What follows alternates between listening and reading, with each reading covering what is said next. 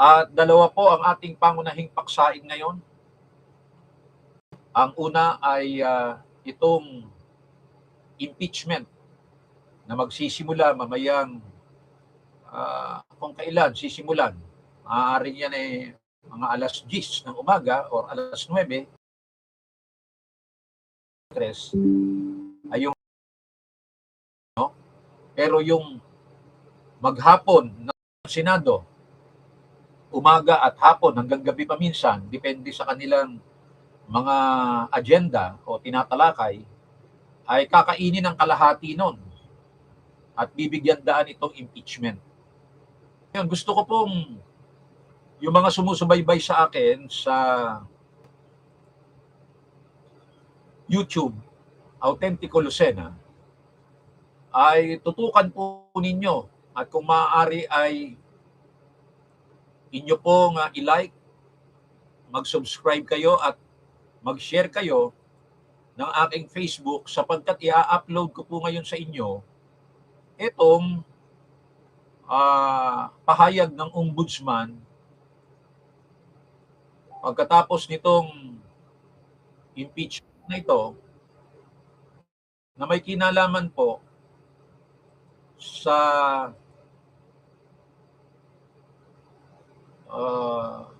kaso ni Senador Rodante Marcoleta, no?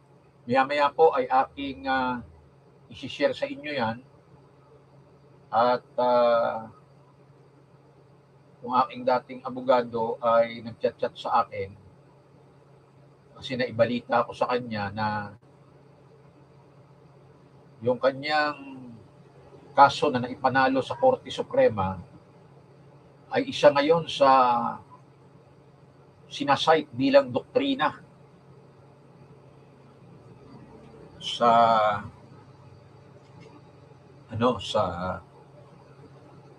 mga kaso ng cyber libel. Luis Masaya, Go Autentico. Good morning sa iyo at sa iba pang sumusubaybay sa akin. Sa TikTok, maya-maya ko kayo babatiin ha. Comment lang kayo dyan. Walang problema. Gusto ko pong i-share sa inyo itong sa YouTube ang inilabas po ng isa sa pinakasinungaling online news. Wala pong television network yan. Online yan. Pero pinopondohan niya ng mga CIA ng Amerika. Sa makatwid, ito'y ahente ng mga dayuhan upang magkalat ng fake news sa Pilipinas. Tignan po ninyo yung ipinost ko sa YouTube. Ipinost ito ng Rappler. Kung tawagin ko yan ay Crapler. Merong letter C sa unahan. Yung Rappler, R-A-P-P-L-E-R, sa Tagalog po ang Rappler ay tagahampas. So, pumapapil silang tagahampas. Yung gusto nilang hampasin. No? Pero hatiin mo yung Rappler, rap at saka flair. Yung Rappler kasi noun tagahampas. Mula doon sa salita na rap. Alam naman ninyo yung rap, ano? Oh. Kung tumugtog nun, puro tambol ang ginagamit o kaya ganyan, rap, nagra-rap. Pag nilagyan mo ng letter C yung sa unahan, ang tawag doon ay crap. Nang ibig naman sabihin, nonsense, walang kwenta, basura. Isa sa basura na kanilang ipinopost sa kanilang website ng Rappler. Galit na galit ito sa mga Duterte sapagkat noong panahon ni Presidente Duterte, pinaimbestigahan yung kanilang milyon-milyon na investment sa Securities and Exchange Commission dahil kinuha nilang isang investor ng kanilang online network or media, social media, ang CIA. Ang mga Amerikano ay bawal na bawal po yan sa ating konstitusyon. Pagka pag-uusapan po ay negosyo ng media, ang media po ay isa ring negosyo. Dito sa ating bansa, 0% dapat ayon sa konstitusyon ang investment ng mga dayuhan. Sapagkat alam niyo yung media nagpapakain yan sa isipan sa tenga, sa isip, sa mata ng mga Pilipino. At itong social media ng Rappler, ang laki po ng ginagastos niyan sa mga taong binabayaran nila sa kanilang website, sa kuryente, sa opisina nila. wala naman silang mga nakukuha rito na financier sa Pilipinas. Kung meron man, siguro mangilan-ngilan, baka hindi sapat. Kaya pinapayagan nila na yung mga CIA, mga dayuhan, na gustong manggulo sa isang bansa, ay mamuhunan sa kanilang negosyo. Bawal po sa konstitusyon yan. Diyan sila nasilip ng gobyerno ni President Duterte, kaya pinaimbestigahan sila. Yan din ang naging problema ng ABS. Yan din ang naging problema ng GMA7. Pero binawi ng GMA7. Ibinalik nila yung puhunan ng mga dayuhan. Ng CIA. Yan yung mga operador ng Amerika para guluhin ang gobyerno, ang politika sa isang bansa na gusto nilang guluhin. Ha? At ang isa sa tagagulo ay sa pamamagitan ng pagpapakalat ng mga fake news. Isa rin itong Rappler na ito sa nagkakalat ng fake news na 30,000 raw ang ipinapatay ni President Duterte sa drug war. Kinain naman ng Inquirer na tagapagpakalat din ng fake news, ipinapakain naman nila sa ICC. Ang ginagawa naman ng ICC, yan ang ginagawa nilang basihan. Pero kung titingnan mo ang datos ng PNP sa mga pangyayari ng 6 years na yon, walang katotohanan yun. Di ba? Sapagkat hindi lahat ng namatay mula 2016 to 2022 ay namatay dahilan sa drugs. May namatay na bangga. May namatay binaha. May namatay dahil sinaksak, hinold up. Pero pinagsama-sama nila lahat yun. Pati yung nadulas na nabagok ang ulo. Pati yung ni-rape at pinatay. Pati yung sinunog na pinatay. Pati yung agawan sa lupa. Basta lahat ng namatay sa panahon ni Digong, sinasabi nila, namatay dahil sa drug war.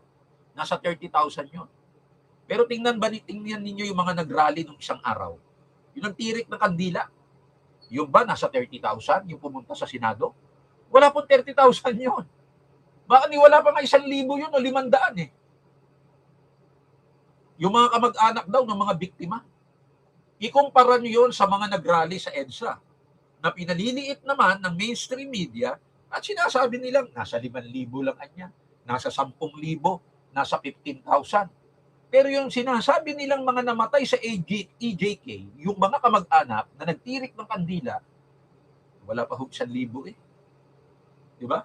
Hindi naabala yung karsada doon sa Senado eh. Ganyan ho, kung pumilipit ng balita yung mga yan. Kaya sabi ko sa inyo, ang radyo, TV sa nasyonal, pabagsak ng pabagsak ang kredibilidad. Mabulusok, wala na hong nagtitiwala. Bakit?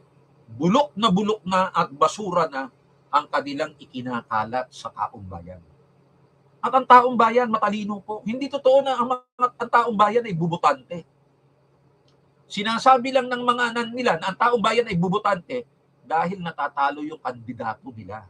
2016, 2022, 2025. At kung hindi sila gagawa ng malawak ang pandaraya, malabo na manalo ang kandidato nila sa 2028. Kahit magsama-sama sila. Bakit? Sapagkat ang mga butante ay hindi po bobutante. Alam nila sino ang plastic, sino ang totoo. Sino ang mga ipokrito at ipokrita na kailangan lang ang mamamayan pagkapanahon ng eleksyon. Pero yung sabihin mong sino ang nagmamalasakit, alam at ramdam ng taong bayan kung sino ang mga totoo na nagmamalasakit sa kanila. Okay? Tingnan po ninyo ang inilagay ng Rappler sa kanilang website. Andyan yung mukha sa background ni Vice President Sara Duterte. Last week, nilagay na nila yan. Impeach in 2025, impeach again in 2026. Tapos yung caption sa ilalim, the stage is set for a trial that could reshape the 2028 elections and the country's future. Kita nyo? Maliwanag na itong impeachment na ito, hindi tungkol sa accountability. Kung may ninakaw ba o wala si VP Sara. Of course, kung mapapatunayan nila at mapapatalsik nila sa pwesto sa pamamagitan ng mga bias at kakampi nilang senador na kanilang inuurot at binuburaot sa pamamagitan ng mga rally-rally nila, bantay Senado, bantay impeachment, bantay eleksyon, bantay Kamara, bantay Vice Presidente, Lahat ng bantay binabantayan nila Alam niyo, hindi lang nila binabantayan yung sarili nila. Dahil para sa kanila, walang pwedeng magbantay. Bantay rally ng iglesia, bantay INC, bantay Marcoleta. Pero yung sarili nila, hindi nila binabantayan. Diba? Yung mga mandarambong ng bilyon-bilyon, hindi nila binabantayan yun. Kasama dyan at kasabuat ang mainstream media. Ngayon, binabantayan nila ngayon ang mga Duterte. Bawat salita, bawat galaw, nakamonitor sila. Tanyo, kitang-kita the stage is set. Nakahanda na niya ang tanghalan para sa paglilitis na maaaring baguhin ang anyo ng eleksyon sa 2028 at ang kinabukasan ng ating bayan o bansa. Kasi sa parehas na labanan, talagang ilalampaso sila ng mga Duterte. Mapatalsik man yan, merong ibang Duterte na pwedeng lumaban. Mapatalsik man nila yan, maaaring identified sa Duterte. At ang butante ng mga Duterte na mahigit 20 milyong Katoliko, tinitiyak ko po sa inyo ngayon pa lang, hindi boboto sa kandidato ni BBM. Hindi boboto sa mga anti-Duterte. Ang mga Katolikong DDS, solid yan sa Duterte. Yan. Hindi ang nagpapanalo dito ay ang 3, 4, 5, 10 milyong botante na iglesia. Hindi po. O kaya yung mga protestante o Muslim. Hindi po. Ang mayorya ng botante sa ating bansa, mula noon hanggang ngayon, Katoliko. Katoliko.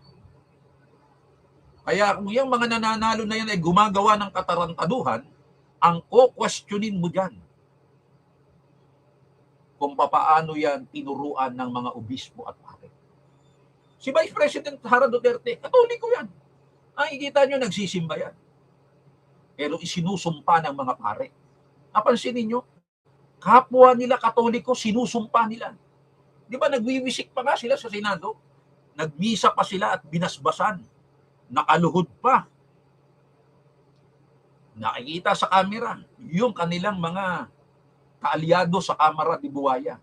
Basbasan anyo ng Diyos. Biniwisikan nila. Ewan ko kung sino Diyos yung tinatawag nila. Diba? Kasi ang tinatawag din ni Sara, pag siya nagsisimba, Diyos din.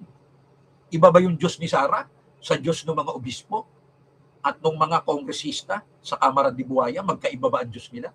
Pare-pareho silang Katoliko Pwede natin sabihin ang Diyos ng mga Muslim ay iba sa Diyos ni Sara at iba sa Diyos ng mga nasa Kamara de Buaya at ng mga obispo at padre. Pwede natin sabihin, iba ang Diyos ni Sara kaysa sa Diyos ng mga protestante. Iba ang Diyos ni Sara sa Diyos ng mga iglesia ni Cristo. Diba? Pero si Sara ay Katoliko, mayroong dinidiyos. Ang mga pare at obispo at ang mga Katolikong politiko sa Kamara de Buaya, meron din silang Diyos. Kung sino yung Diyos ni Sara. Pero bakit pinipili nila yung binabasbasan nila? Pupunta sila sa Senado, karamihan doon, mga senador Katoliko. Pinalalayas namin ang mga demonyo. Sino yung mga demonyo na yon? Mga senador? Mga Katoliko yun Di ba? Napansin po ba ninyo? Don't just watch, sabi ng Rappler. Participate. Huwag ka lamang anya manood. Makilahok ka. Tama ba yan? Ano ang sinasabi? Kapag ang pinag-uusapan ay impeachment, ano po ang sinasabi ng mga expert o dalubhasa sa impeachment kapag ang pinag-uusapan ay impeachment? Alam natin, ang uusig sa kanya, mga kongresista ng Kamara de Buaya na isinasabit sa maletang bilyon-bilyon. Sila yung mga nagkukunwaring malinis at uusigin nila ang di umano ay magnanakaw na si Vice President Sara Duterte. 125 million ang hinahabol nila. Pero iniuugnay ang mga buwayang ito na kongresista sa bilyon-bilyon. Sila ngayon ang uusig. Kaya lumalabas ngayon, nauulit ng panahon ni Kristo.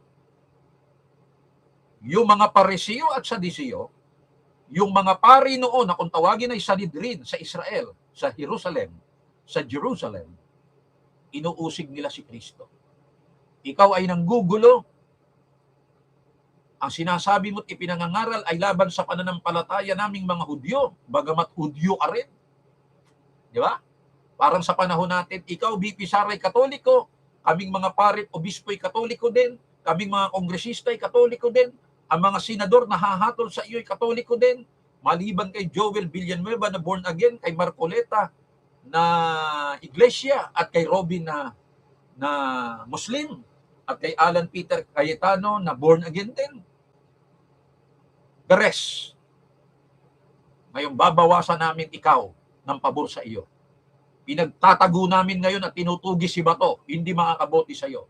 Ipinakulong namin si Jinggoy na Katoliko din, hindi makakaboto pabor sa iyo. Ipakakukulong namin si Marcoleta. At kung kinakailangan, kasuhan din namin si Alan, si Pia, si Loren at si Robin para wala nang matira sa iyo na boto. Kung kinakailangang tugisin din namin si Bongo, ilalabas namin ang warrant. Mga nakareserba naming aksyon yan.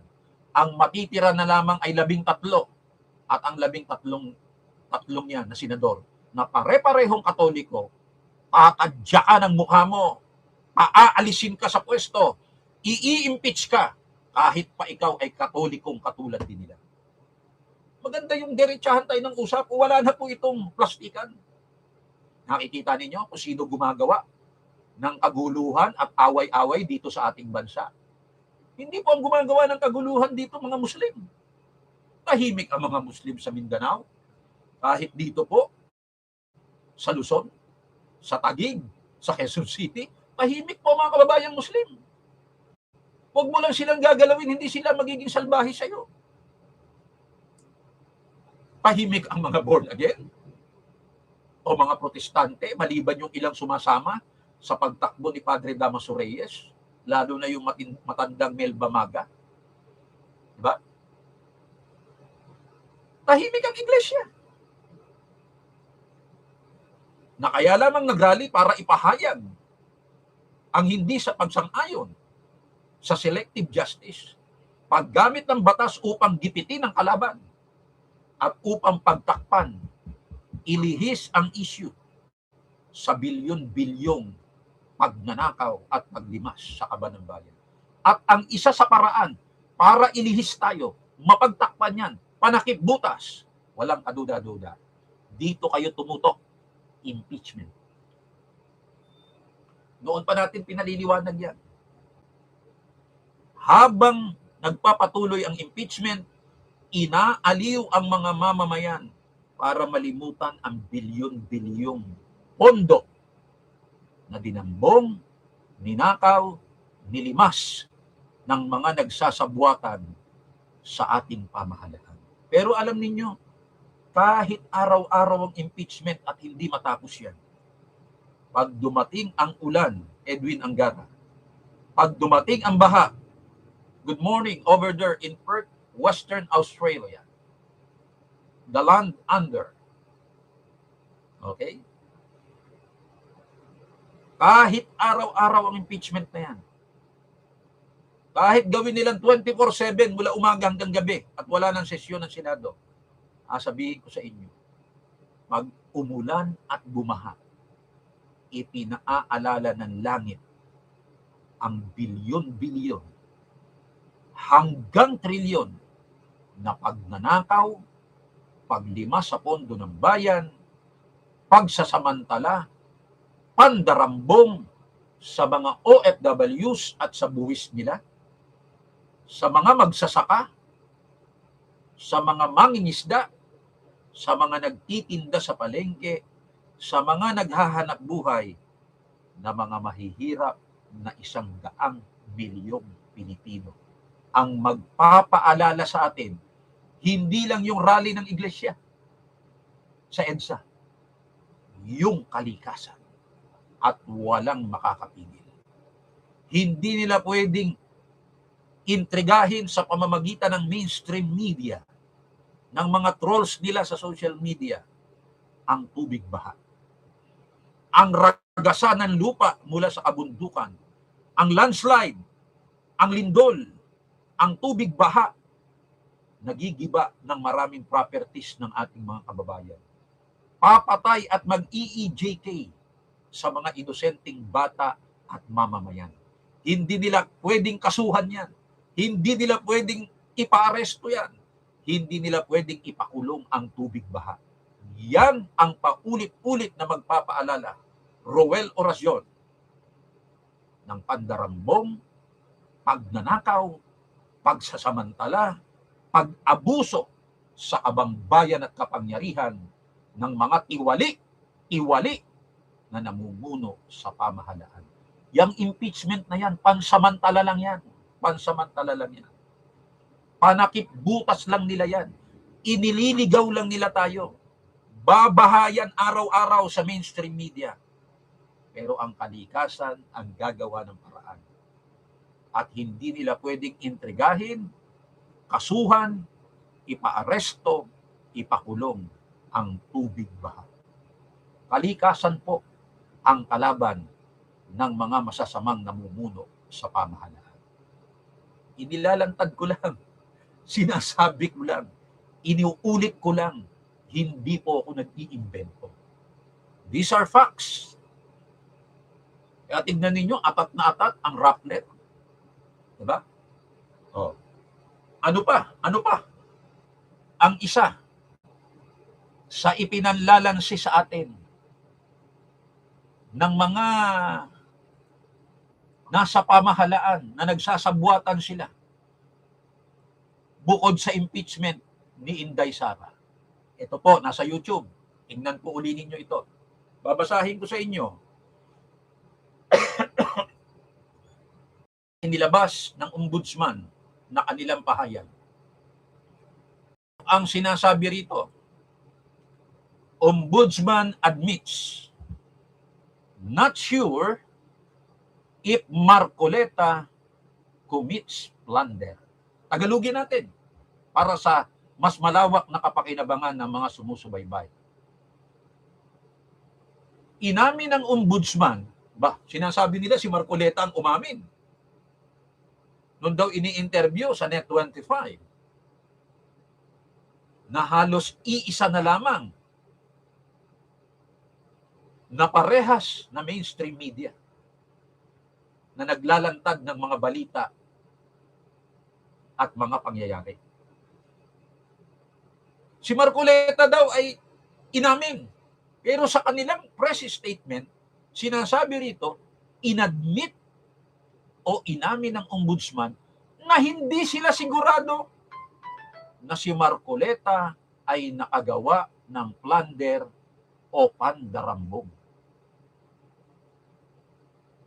Sa kanilang ipinalabas na statement noong July 3, 2026, sinasabi ng ombudsman na ang kanilang isinampang kaso ay isang question ng batas. Question of law. Kung ito man ay hindi maitatangging mga pangyayari o katotohanan na siyang magpapatibay sa pandarambong o plunder at panunuhol o bribery. Press statement of the Ombudsman, July 3, 2026. Ano po ang ibig sabihin nito? Sandali po. Atin munang pasasayaran ng Agua de Pataranta ang ating lalaugan. Sapagkat inaatake po ng mga kampo ni Covido, kailangan lunurin natin ang lahat ng mga kampo na yan para walang maging sagwil o balakid sa ating paghahayag ng ating komentaryo. Ano sinasabi ng ombudsman? Inaamin nila na hindi sila sigurado na nakagawa si Marcoleta ng pandarambong. Fake news ba yan? Inimbento ko lang ba yan? Hindi po. Nasa press statement nila. July 3, 2026. Itong kanila daw isinasampang kaso laban kay Marcoleta, ayon sa kanilang pahayag mismo na inamin nila, ay isang katanungan o question sa batas. Hindi ba dapat pag mayroong question sa batas, ang ipafile mong kaso sa korte ay yung tinatawag na declaratory relief sa rules of court? Ano ibig sabihin ng declaratory relief? Humihingi ka ng paliwanag sa korte kung ano ang kahulugan ng batas na ito o ng kasulatang ito. Bakit ka magpa-file ng plunder? Ang kino-question mo pala ay question of law. Di ba? Of course, ang magpapaliwanag kung ano ang batas ay ang hukuman. Pero meron namang paraan para alamin mo sa hukuman kung ano ang kahulugan ng batas. Kaya question of law, katanungan tungkol sa batas. Sa Bagatwid, ginagamit ng ombudsman ng batas, pero hindi siya sigurado kung ano ang kahulugan ng batas na yon. Ba't ka magpapile ng plunder? Hindi ka pala sigurado. Isang prinsipyo po sa batas at sa pagsasampa ng kasong kriminal, sapagkat ang nakataya dyan ay kalayaan, karangalan ng isang tao, na kung yan ay ipaaresto, makukulong yan. At kung yan ay plunder,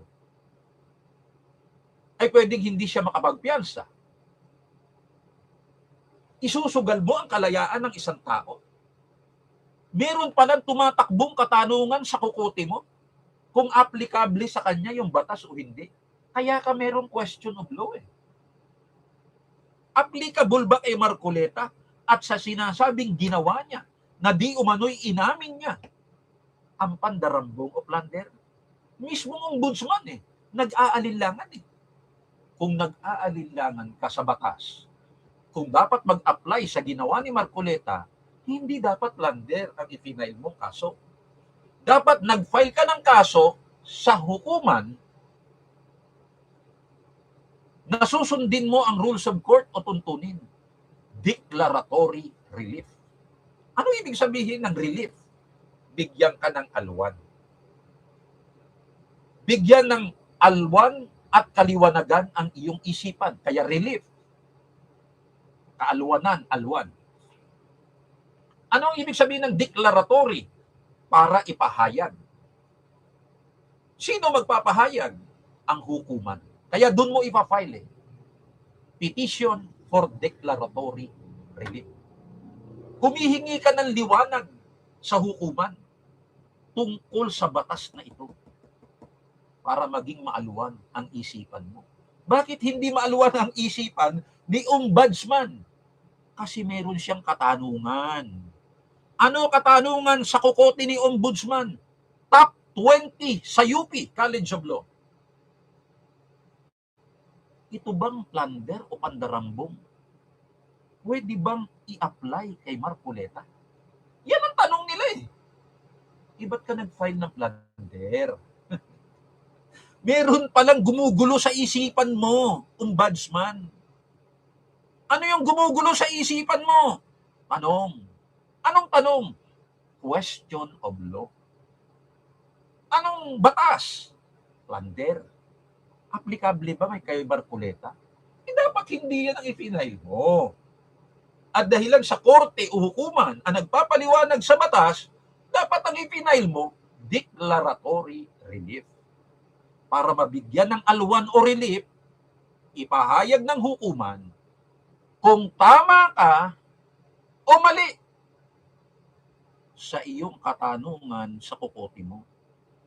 Kung tama ka o malakas ang tama mo. Gusto mong mamirwisyo ng tao? Intrigahin? Kasuhan ng bala-bala?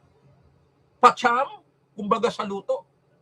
Na pag inaresto at nakulong bahala ka na sa buhay mo. Sabi nga ni FPJ doon sa pelikula niya pumunta kayo rito para lamang bigyan daan ng hilig nyo sa isang laro ang pumatay ng tao. Hindi pala kayo dito pumunta, kundi sa ospital na mga baliw. Hindi ba? Ayan o, nasa statement ng ombudsman. What remains is a question of law, whether these undisputed facts constitute plunder and bribery. Basahin natin ng buo. For the immediate release, dali-dali daw nilang inilabas. Office of the Ombudsman, statement on the filing of the plunder case against Senator Rodante Marcoleta. Nasa English po, tatagalugin ko na. Pahayag tungkol sa pagpa-file ng kasong plunder o pandarambong laban kay Senador Rodante Marcoleta. Ngayon, Biyernes, ipinail nila. 3 ba, Biyernes? Yan. Ay ipinail ang plunder case o kasong pandarambong laban kay Senador Marcoleta sa Sandigan Bayan. Isa itong desisyon na hindi magaan o kaya ay ginusto namin. Naku naman, boying! Pag sinabi mong hindi mo ginusto yan, labag sa kalooban mo. Nagsisinungaling ka eh. Hindi nyo lang ginusto yan. Talagang yan ang intensyon nyo para hindi siya makapag-participate sa impeachment bilang senator judge. Para nyo sinasabi kay Senador Marcoleta, ikaw magsisilbing hukom para humatol sa impeachment?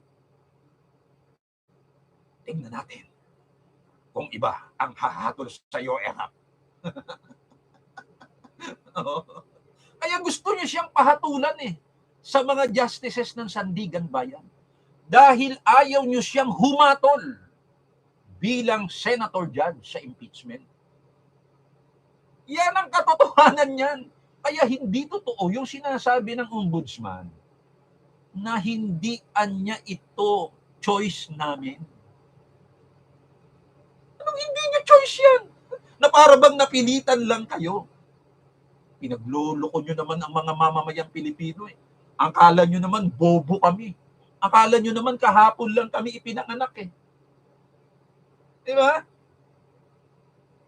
Para bang pinilit lang kayo. Sino pumilit sa inyo? Halimbawa, tanggapin kung totoo yan, not by choice. Napilitan lang kayo. Like sabi nyo, not by choice eh. Walaan niya kayong pagpipilian eh. Bakit wala kang pagpipilian? Di ba? Pwede ka naman pumili ng tama. Bakit pipiliin mo ang nakapag-aalinlangan? Ano ang nakapag-aalinlangan? Inadmit nyo kung talaga bang nakagawa ng plunder si Marcoleta. Ang sabi rito sa statement nyo, question of law, may katanungan ng batas sa kukote ninyo. Tapos sasabihin nyo, walang pagpipilian. Meron. Pipili ka ng tama. Anong pipiliin mo ang tama? Huwag ka doon sa makakaperwisyo ka. Ano ang tama? Punta ka sa korte, declaratory relief. Hayaan mo munang ipaliwanag ng hukuman. Ito bang plunder na ito applicable kay Marcoleta? Pag sinabi ng hukuman hindi, huwag mo i-file ang kaso. Pag sinabi ng hukuman, oo, i-file mo ang kaso. Kasi ikaw mismo, hindi ka sigurado. Di ba? Kaya huwag sasabihin dito na hindi ito magaan. Nako, naman. Kagaan-gaan eh. Katunayang napakagaan, ang bilis nyong na-file. Alin ang mabigat sa inyo o hindi magaan? Yung plunder ni Romualdez. Ang tagal-tagal na noong last year pa eh. Hindi nyo ma-file. Ang bigat-bigat. Di ba? Bakit? Aba, may mas mataas kay FMR na nakadagan. Kaya mabigat. Hindi nyo matadyakan palabas ng bus eh. Si FMR eh. Sabi ni FMR eh. If you will show me under the bus, I will make sure I will not go alone. Hindi ako mag-iisa. Kakalagkarin ko rin kayo. pababa sa bus. Sinabi ni FMR yun eh. Diba? Kung gusto niyo akong siraan at gibain, I will not go alone. Sinabi ni FMR yun, hindi ko malilimutan yun. On a national television, naglabas siya ng video. Kaya tumigil kayo eh. Diba? Tumigil kayo. Noon sabi nyo, hinog na ang kay Cheese. Kasabay na ng kay Romualdez, hinog na rin ang kay Joel ng Jesus is Lord. Jesus is Lord. Na ang pangunahing aral nila, hindi raw mahalaga ang relihiyon. Wala raw niyang kwentang relihiyon. Ang religion daw hindi makapagliligtas. Tanggapin mo raw si Jesus sa puso mo't buhay mo para ikaw ay maligtas. At dahil sasampahan siya ng kaso ng ombudsman, inalis muna niya si Jesus sa buhay niya bilang Lord. Ibang Jesus muna ang tinanggap ni Joel sa puso niya. Sino? Yung Jesus na makapagliligtas sa kaso niya sa ombudsman. Sinong Jesus yan? Eh di si Jesus Crispin. Sinong Crispin? Eh di kapatid ni Basilio. Sinong Basilio? Eh di anak ni Sisa. Sinong Sisa? Eh di asawa ni Pedro. Di ba? Sila ang mga kapuspalad na nilikha na mga tauhan sa nobela ni Dr. Jose Rizal. Si Pedro ang tatay ni Crispin at ni Basilio at asawa ni Sisa. Sino si Crispin? Yan din si Jesus. Sino si Jesus? Ang tagapagligtas ng hinog na kasong plunder ni Joel. Ano nangyari sa hinog? Alam po ba ninyo ang isang prutas pag malapit ng mahinog? Kung ano ang kasunod na natural process? Nabubulok. Kaya, ang isang prutas mula doon sa sanga, na kusang bumabagsak, hinog na po yan. At pagbagsak niyan sa lupa, nabubulok po yan. At kung yan ay papalarin na bumagsak sa isang matabang lupa, mula sa pagkabulok, yung buto nun, merong sisibol na sariwa at panibagong halaman. Nakauri din noong puno kung saan bumagsak yung bunga. So, pumapatak ngayon na gustong palabasin ng ombudsman yung kaso ni Cheese at kaso ni FMR at ni Joel, mabigat. Mabigat. Bakit mabigat? Hindi magaan eh. Hindi light. Pero yung kay Marcoleta, light na, mabilis pa. Pero yung kay Joel, kay Cheese, at kay FMR, last year pa, mabigat na. Mahirap pa. At mahirap na. Baka magkabukingan pa. Totoo o hindi totoo ang sinasabi ko ni Risa Bondoc Fernandez? Ha? Totoo o hindi totoo? Isa itong desisyon na hindi magaan at aming pinili. Yun ang sabi ng ombudsman, no? Ang ebidensya ay pinapapalooban ng 3 cash donations. Tandaan po ninyo, yung plunder daw kay Marcoleta, donasyon. Hindi ba tinanong ni Boying ang kanyang sarili? Kailan naging krimen ang donasyon?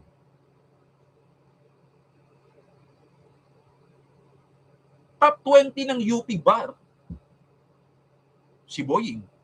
Kailan naging krimen ang donasyon? Kung ang donasyon ng isang tao sa ibang tao ay krimen, ay di dapat pala yung mga malapit ng mamatay at nagdo-donate ng kanilang ari-arian sa gusto nilang pagbigyan. Halimbawa sa simbahan, halimbawa sa kanilang taong nagugustuhan bigyan o pamanahan. Di ba?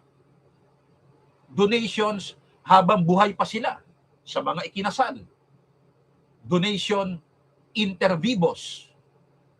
O kaya ay donasyon na makukuha lamang pagka namatay na yung nagbibigay ng donasyon. Donation mortis causa. Kung ito pala ay krimen, hindi ba dapat maraming dapat nakasuhan? At itinatanong ko sa inyo, sinong politiko ang lumaban at nangampanya nang hindi tumanggap ng donasyon? Ano man ang itawag mo dyan?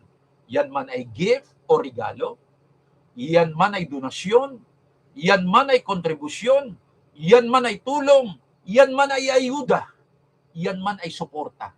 Pare-pareho lang yan.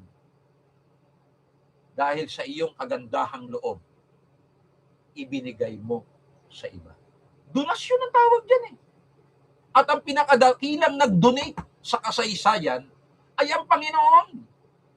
For God so loved the world that He gave it His only begotten Son, that whoever believeth in Him shall not perish, but have an everlasting life.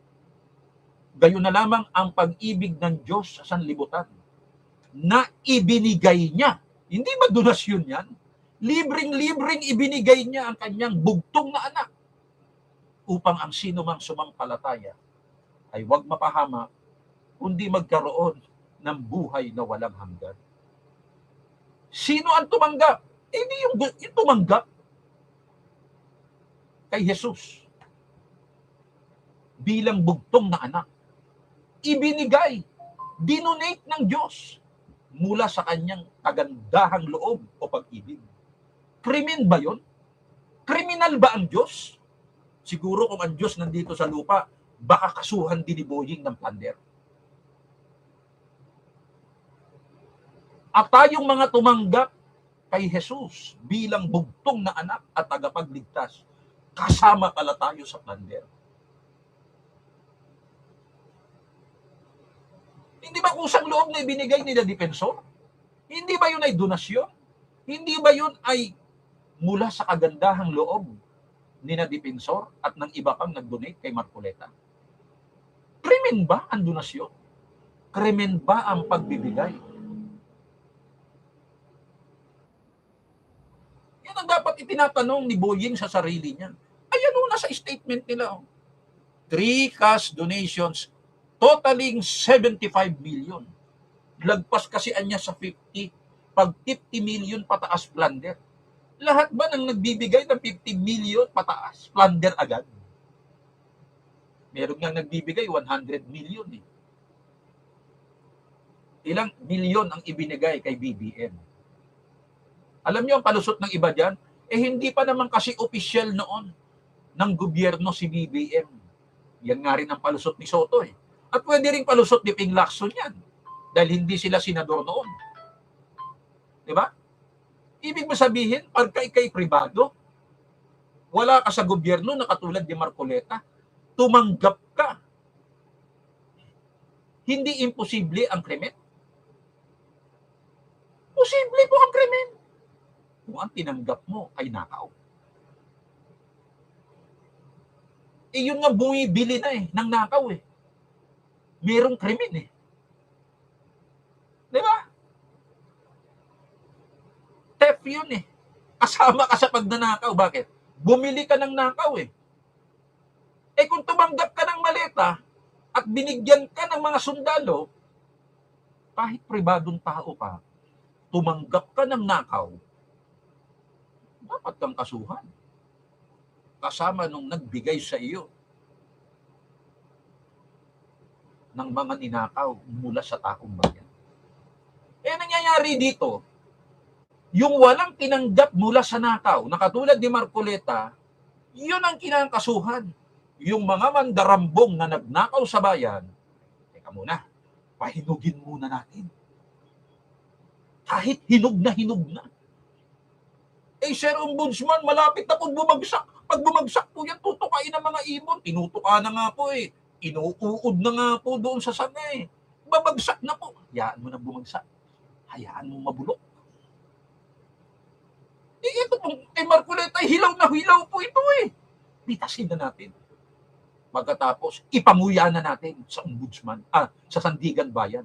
Bahala na ang mga justices na kumagat kahit hilaw.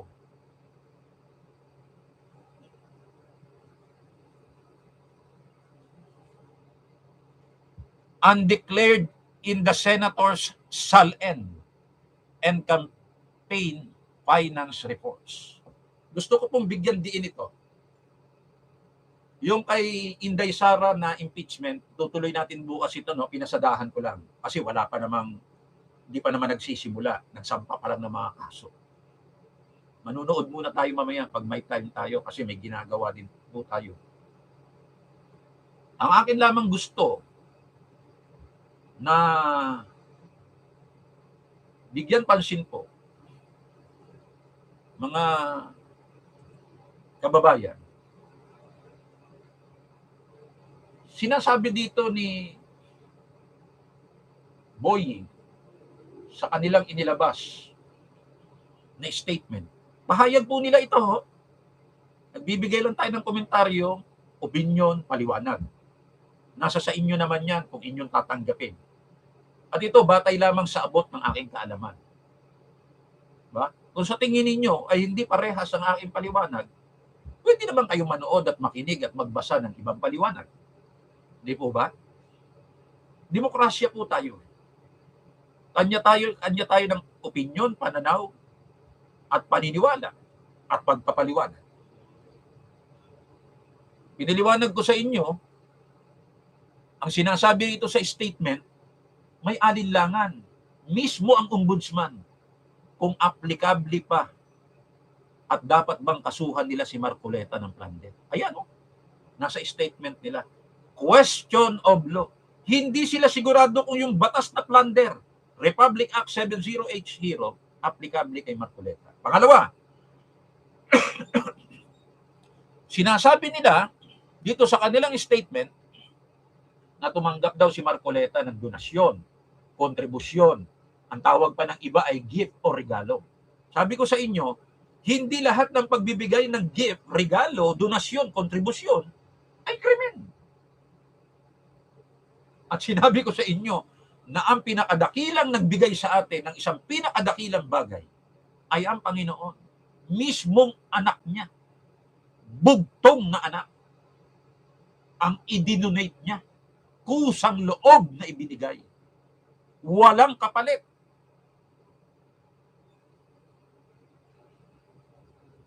Malibang sa ikaw ay sumampalataya at sumunod.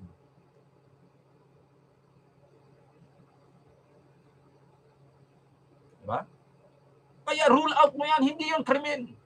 Ano yung pangalawa? Sinasabi nila 75 million. Hindi lahat ng tumanggap ng 75 million or 50 million pataas ay plunder. Kung ako ay may mayamang kamag-anak at binigyan ako ng 100 milyon, plunder ba yun? Sabi, pribado ka namang tao, hindi ka naman nagtatrabaho sa gobyerno na katulad ni Marcoleta na dati ay congressman. Yan ang isa sa elemento ng indirect bribery na binabanggit. Sa batas po, sa batas. Ito, libro ng batas ang hawak ko. Meron 3 elemento ang tinatawag na indirect bribery. Ulitin ko, 2 klase ang bribery or 3. Yung una, direct bribery. Tumanggap ka na sinasabi nilang suhol para gawin ang isang bagay na krimen o wag gawin ang ipinag-uutos ng batas. Bibigyan mo ng kapalit yon, yung ibinigay sa iyo, regalo, donasyon, kontribusyon, ano man ang tawag. Maaaring gumawa ka ng labag sa batas o hindi mo gawin ang sinasabi ng batas. Second element. Ang pangatlong elemento, ikaw ay empleyado o opisyal ng gobyerno. At yung ginawa mong yon, may kinalaman sa iyong posisyon. Yan ang direct bribery. Yan po ay mababasa sa Article 210 ng Kodigo Penal o Revised Penal Code. Ano naman yung Pangalawang, bribery. Ang tawag po dyan ay indirect. Tumanggap ka, empleyado ka o opisyal ng gobyerno, kahit wala.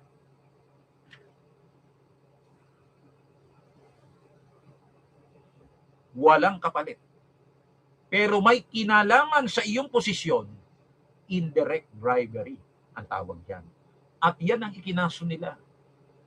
At basihan daw ng plunder.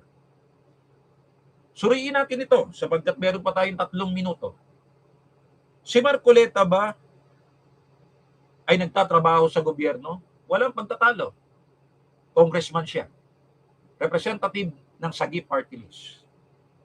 Tumanggap ba siya ng gift, regalo, kontribusyon, donasyon? Walang pagtatalo. Tumanggap siya. Inamin naman niya eh. Ano pa yung isa? Nagtatrabaho siya sa gobyerno. So 2 na. Ano yung ikatlo? Diyan babagsak ang kaso ng ombudsman. Bakit? Ang sabi rito, yung tinanggap niyang regalo o kaya ay donasyon o kontribusyon sa kampanya ay may kinalaman sa kanyang posisyon. Tanong, nang ibigay ba ni na defensor yon? May kinalaman ba sa kanyang pagiging congressman? Wala. Bakit? Ibinigay ni na defensor bilang kontribusyon sa kanyang kampanya. At sinong politiko o lalabang politiko sa isang posisyon ang hindi tumanggap? Lahat tumanggap. Si Lacson, si Soto, tumanggap. May picture pa nga mga Diskaya, kasama si Soto eh. Yung pagsakay nga sa eroplano o helicopter ni Saldico eh. Di ba tinanggap niya yon? Paano siya makakasakay doon kung hindi niya tinanggap? Panahon ng kampanya yan ha. Wala bang pondo? Ang partido ni BBM noon, kandidato sila ni BBM, Soto at saka Lacson. Anong pabor ang ibinibigay ng administrasyon sa mga kandidato niya? Huwag niya sabihin wala silang tinanggap. Hindi lang nila inaamin. Bakit anya umamin si Marcoleta? Dahil alam niyang wala siyang pananagutan sa batas.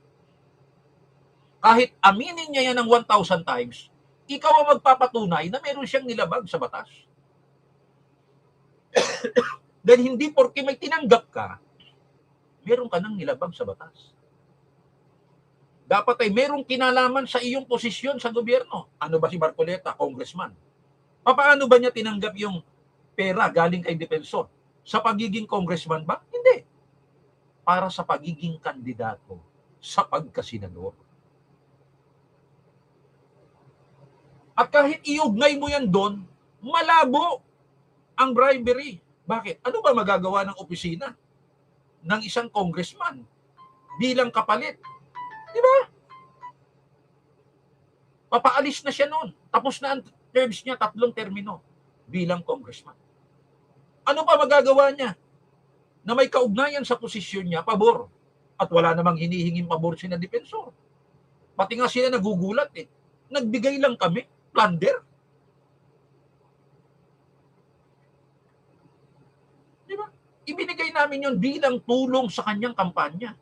At yan ay pinahihintulutan ng mga batas sa eleksyon. Election law. Marcoleta knows it because he is a lawyer. Accepting contributions, gifts, and donations for campaign purposes is not illegal. It is allowed by election law. He knows it. He is a lawyer. Alam ko nga kahit hindi ako abogado eh. Si Marcoleta pa kaya. Lalo niyang alam, abogado siya. Hindi nga natin alam eh kung bakit hindi alam ng ombudsman eh. Abogado rin sila. O alam nila, nagtatanga-tangahan lang sila. O alam din nila ang batas, binabali lang nila o binibend lang nila, pinipilipit lang nila. Alam nga ng karaniwang botante na ang mga politiko, mayor, konsihal, governor, congressman, tumatanggap yan eh ng regalo, donasyon, kontribusyon para sa kampanya niya. Talagang magastos pag ikaw ay nagpolitiko. Plunder ba yun? Kahit tumanggap ka ng 100 million? Anong kinalaman sa opisina niya bilang congressman? Anong pabor ang pwedeng ibigay sa kanya ni Marcoleta kay Defensor? Papaalis na nga siya bilang congressman eh. Eh ang batas, bago maging batas yan sa Kongreso, kinakailangan mo ng maraming boto. Boto ng mayorya. Hindi mo pwedeng isang boto lamang yan, batas na. Isa lang ang boto ni Marcoleta. At nung pagkakataon na yon na siya'y kumakampanya, hindi pa siya senador. Eh, hindi pa nga tiyak na siya'y mananalo. Ibinabagsak nga ng mainstream media at ng mga survey. Pero sinuwerte siya, pinalad siya, nanalo siya. Naungusan pa niya si Ping Lacson at saka si Soto. Kaya inggit na inggit sa kanya yung dalawa eh. Inugatan na sa Senado, nadaig pa niya sa boto. Yun naman si Kiko, kahit abogado, eh hindi manalo-nalo sa kanilang sagutan doon sa plenaryo ng Senado. Kaya galit na galit sa kanya. Para rin si Risa, lagi niya nabubutata. Panghuli, bago po ako magpaalam, bagamat tapos na ako sa telebisyon, bago ako magpaalam sa YouTube, sa TikTok, at maging sa Facebook. Tapos na po ako sa television, hanggang 9 lang ako. Kasi may kasunod na programa doon. Last minute. Yung sinasabi rito, na hindi niya idiniklara sa kanyang sose. Mali po yun eh. Nagsisinungaling ang mga nagsasabi noon. Huwag po kayong maniniwala. Idiniklara ni Senador Marcoleta. Idiniklara niya sa kanyang SOSE expenses at kompleto ng resibo. Dahil ang SOSE, dalawa po yan. Pag tiningnan nyo ang form yan, dalawa. Nahahati yan sa dalawang malaking columns. Yung listahan sa kaliwa ng mga tinanggap mo at yung listahan sa kanan ng kagastusan mo. Inilista niya lahat yun at may resibo sa kanyang SOSE. Ginastos niya yun. Kaya malaking kasinungalingan ang sinasabi ng ibang mainstream media o kung alam nila ay malaking pambobobo sa taong bayan o kung hindi nila alam, malaking katangahan na sinasabi nilang hindi raw idiniklara ni Senador Marcoleta sa SOSE. Na gusto nilang palitawin, may itinatago itong mamang ito. Nagsisinungaling ito. Eh ang totoo, nakatago sa kanila yung totoong impormasyon. Kasi mga tanga. Kung alam man nila, nagtatanga-tangahan. Ang formularyo po sa COMELEC, pag isinabmit mo yan, nahahati sa dalawa yan. Receipts and disbursements. Tinanggap, ginastos. Donations, gifts, contributions received, and expenses, expenditures. Sa expenses o expenditures, nandun po nakasulat. Eh ba't niya hindi idiniklara doon? Sapagkat hindi na po krimen sa batas. Basahin nyo. Section 39, Republic Act 7166. Yan ang depensa ni Marcoleta sa COMELEC. Kaya idinismiss ng 6 na abogado na mga COMELEC commissioners ang kaso laban kay Marcoleta.